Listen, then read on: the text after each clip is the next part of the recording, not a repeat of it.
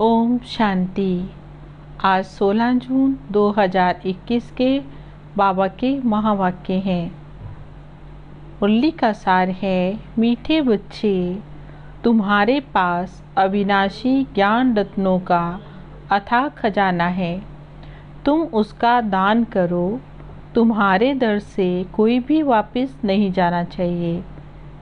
आज की मुरली का प्रश्न है, सर्व संबंधों की सैक्रीन बाप अपने बच्चों को कौन सी श्रीमत देते हैं?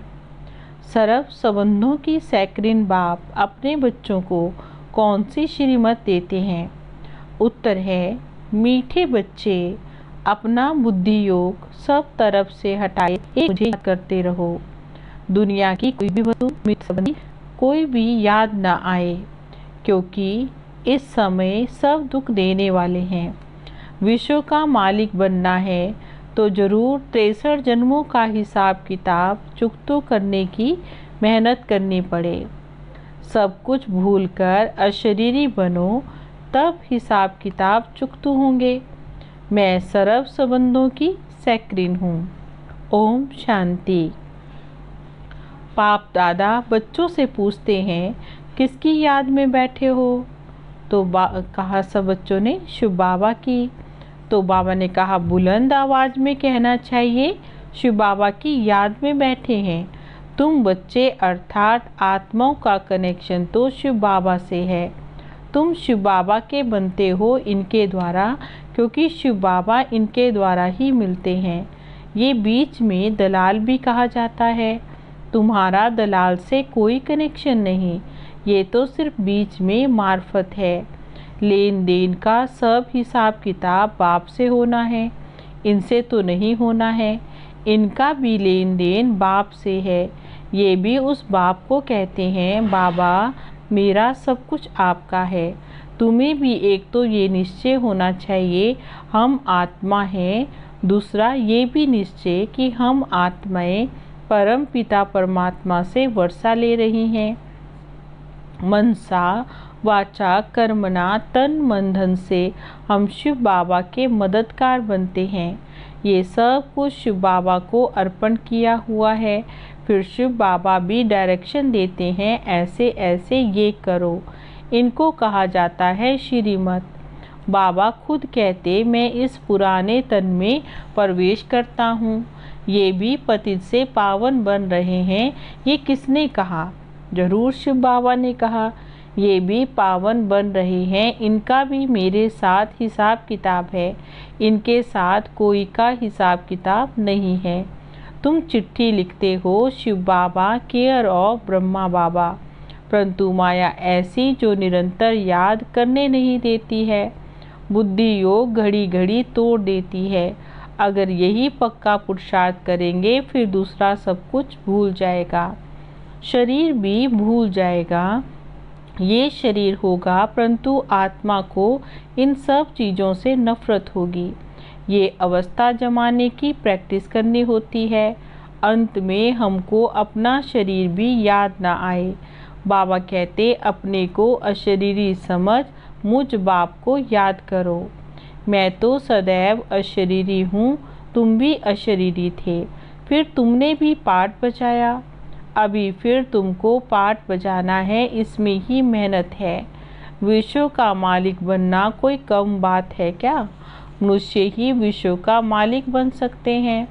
ये देवताएं भी मनुष्य हैं, परंतु इनको दैवी गुण वाले देवता कहा जाता है। लक्ष्मी नारायण विश्व के मालिक थे, इन्हों को अपने बच्चे होंगे ना, वही उनको माँ बाप मानेंगे। परंतु आजकल मनुष्य अंधश्रद्धा से इन लक्ष्मी नारायण को त्वमेव माता पिता कहते हैं। वास्तव में ये महिमा तो शिव बाबा की है। देवताओं की महिमा भी गाते हैं आप सर्वगुण संपन्न, परंतु उन्हों की पूजा क्यों करते हैं ये किसी को भी मालूम नहीं है। अब तुम ऐसी महिमा नहीं गाएंगे। तुम मात पिता, हम बालक तेरे। हाँ, तुम ये जानते हो शिव बाबा व निराकार परम पिता परमात्मा है। उनसे ही सुख घनेरे मिलते हैं। बाकी जो भी संबंधी आदि हैं उनसे तो दुख ही मिलता है। ये तो एक सैक्रीन है जिससे सर्व संबंध की रचना मिलती है। इसलिए बाप कहते हैं मामा काका चाचा सबसे बुद्धि योग हटाकर माँ मेकम याद करो। तुम गाते भी हो दुख हरता सुख करता। सर्व का सद्गति दाता तो एक बाप है, वही हमारा सब कुछ है। लौकिक बाप से भी दुख मिलता है, बाकी टीचर है जो किसी को भी दुख नहीं देते। टीचर के पास जाकर पढ़ने से तुम शरीर निर्वाह करते हो। हुनर सिखाने वाले भी होते हैं, वे सब अल्पकाल के लिए टीचिंग करते हैं। भक्ति में भी महिमा एक राम की अथवा परम पिता परमात्मा की ही करते हैं, उनको ही याद करते हैं। वास्तव में भक्ति भी एक की ही करनी है, वे एक ही तुमको पूज्य बनाते हैं। तुम पहले पहले एक शिव बाबा की पूजा करते हो, उनको फिर सतो प्रधान भक्ति कहते हैं। फिर आत्मा भी सतो प्रधान से सतो रजो तमो बनती है। तुम समझते हो हम पुजारी बनते हैं। तुम पहले एक शिव की पूजा करते, फिर कलाएं कम होती जाती है। भक्ति भी सतो प्रधान से सतो रजो तमो बन जाती है। ये सारा ड्रामा तुम्हारे ऊपर ही बना हुआ है। आपे ही पूज्य, आपे ही पुजारी। जो 84 जन्म पूरे लेते हैं उनकी ही कहानी है, उनको ही बाप बैठ बताते हैं तुमने 84 जन्म कैसे लिए। हिसाब ही उनका है। जो पहले पहले पूज्य देवी देवता बनते वही फिर पुजारी बनते हैं। बाबा कहते हैं मैं कल्प कल्प आकर तुमको पढ़ाता हूँ और देवी देवता धर्म की स्थापना करता हूँ, राजयोग सिखाता हूँ ना। गीता में भूल से कृष्ण भगवानुवाच लिख दिया है। भगवान तो एक ही होता है। वह तो कहते ठीकर भीतर कण कण में परमात्मा है, परंतु ऐसे तो हो नहीं सकता ना। भगवान की तो महिमा भी अपरंपार है। कहते हैं हे बाबा तुम्हारी गतमत न्यारी, अर्थात तुम्हारी जो श्रीमत मिलती है वे सबसे न्यारी है। बाप को कहते हैं गति सदगति दाता परम पिता परमात्मा। तो फिर बुद्धि भी ऊपर चली जाती है, फिर दुख के टाइम उनकी ही याद आती है। अगर राम सीता बुद्धि में हो फिर तो सारा रामायण बुद्धि में आ जाएगा। तुम तो पुकारते ही हो उस एक बाप को। सिवाय एक बाप के कोई भी साकारी मनुष्य व आकारी देवता से बुद्धि नहीं लगानी है। पतित पावन तो एक बाप है।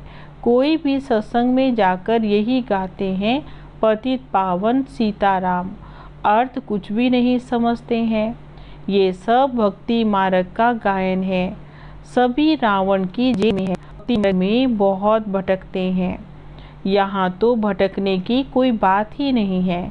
बाबा समझाते बच्चों को पॉइंट्स बुद्धि में अच्छी रीति धारण करनी है, पढ़ाई रेगुलर करनी है। अगर कोई कारण से सवेरे नहीं आ सकते हैं तो दोपहर को आ जाना चाहिए।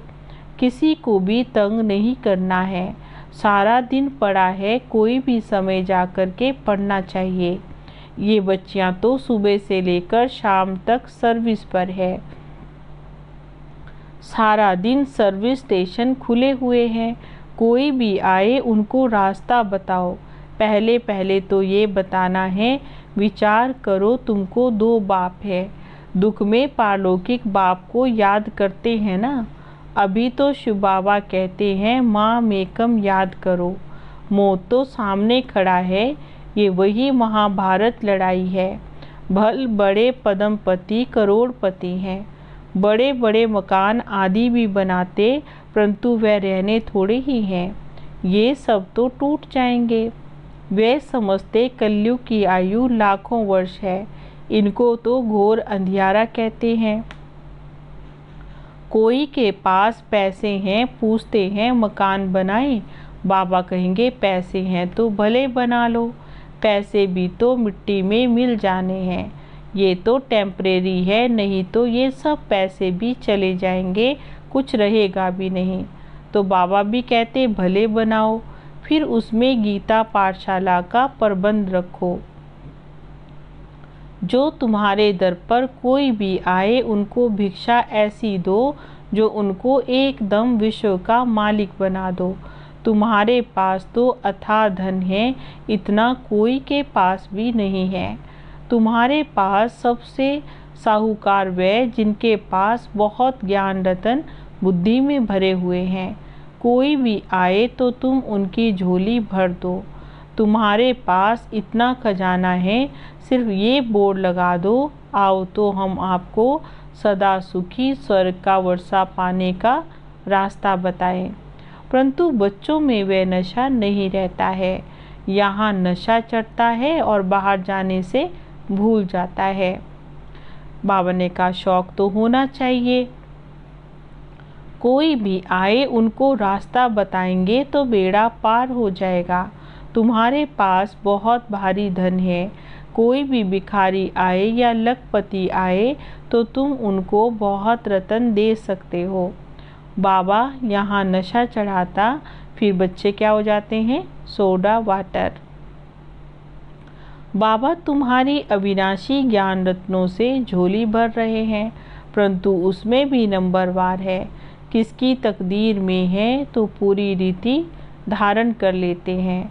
बाबा कहते कोशिश कर तुम निरंतर याद में रहो, ऐसे नहीं कि सेंटर पर जाकर एक जगह बैठना है।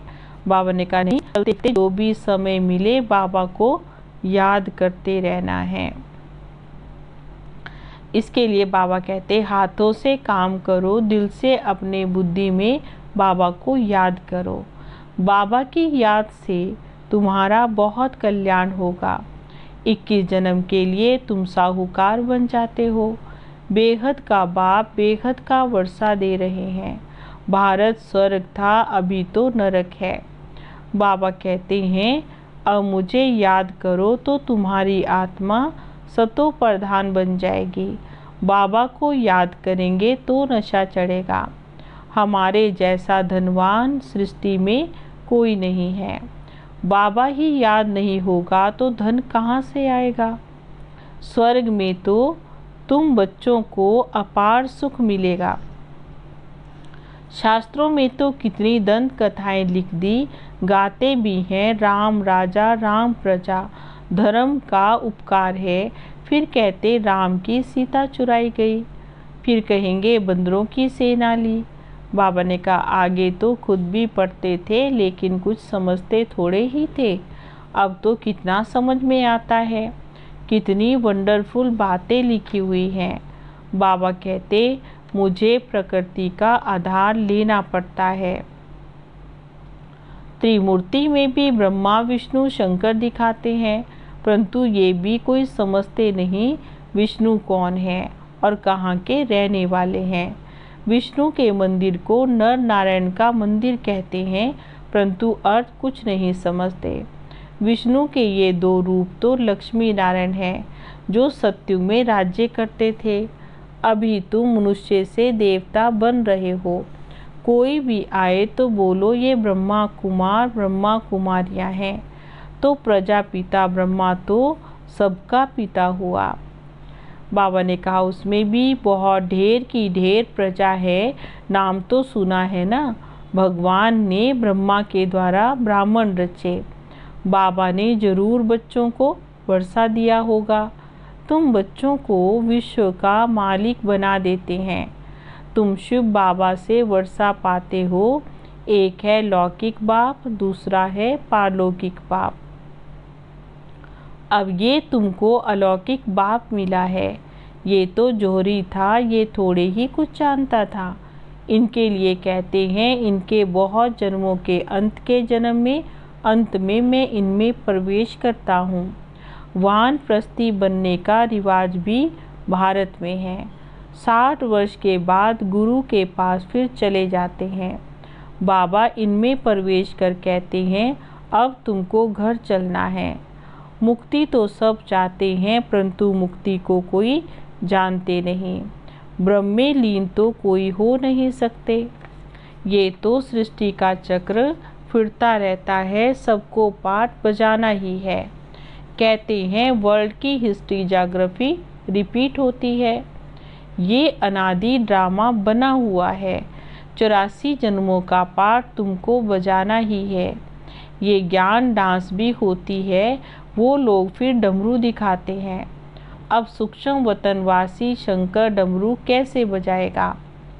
बाबा ने भी समझाया है, तुम बंदर मिसल थे तो तुम बंदरों की सेना ली। तुम्हारे आगे बाबा ज्ञान का डमरू बजा रहे हैं, अर्थात तुमको ज्ञान दे रहे हैं।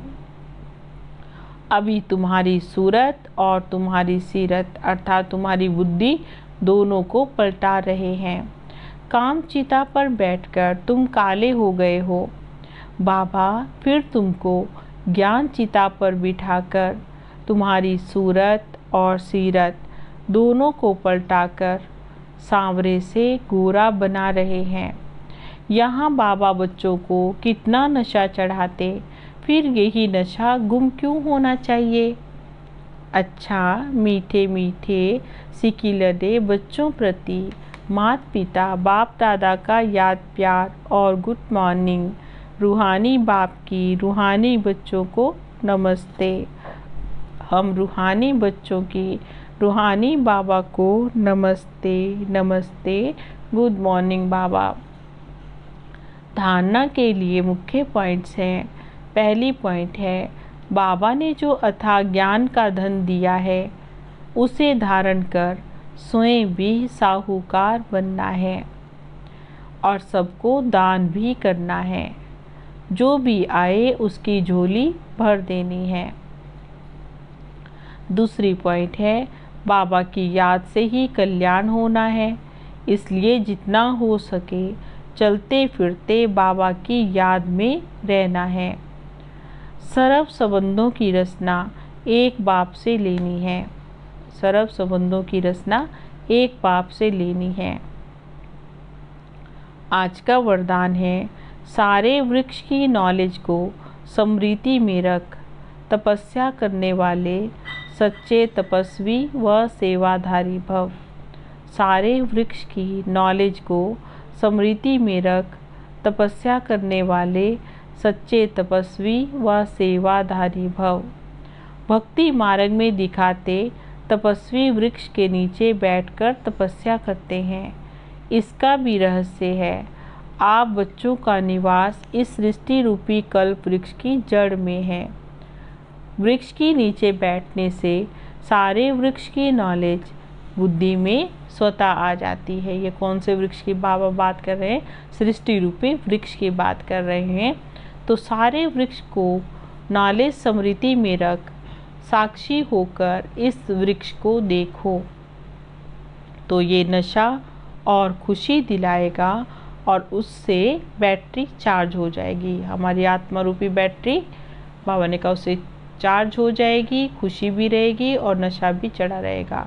फिर सेवा करते भी तपस्या साथ साथ में रहेगी।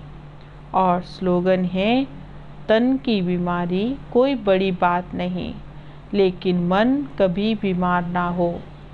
तन की बीमारी कोई बड़ी बात नहीं, लेकिन मन कभी बीमार ना हो। ओम शांति।